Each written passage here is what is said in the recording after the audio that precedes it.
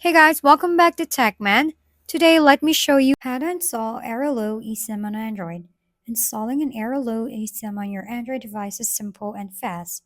After purchasing your eSIM, make sure your phone is eSIM compatible, network unlocked, and connected to Wi-Fi. AirLow offers three setup options: direct via installation, scanning a QR code, or manual setup.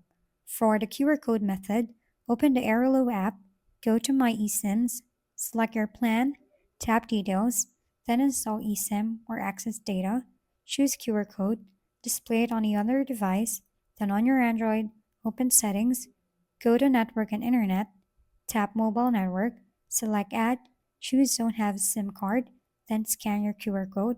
After installation, turn on your eSIM, enable mobile data and roaming, set up your APN as shown in the app. If you're using the manual method, choose manual installation, copy your SMDP plus address and activation code, and enter them in your mobile network settings instead of scanning. Enable mobile data and data roaming, and you're all set. Your Airalo eSIM is now ready to use. If we've been helpful, kindly give us a thumbs up and don't forget to hit the subscribe and bell button for more contents. For any questions and suggestions, comment down below.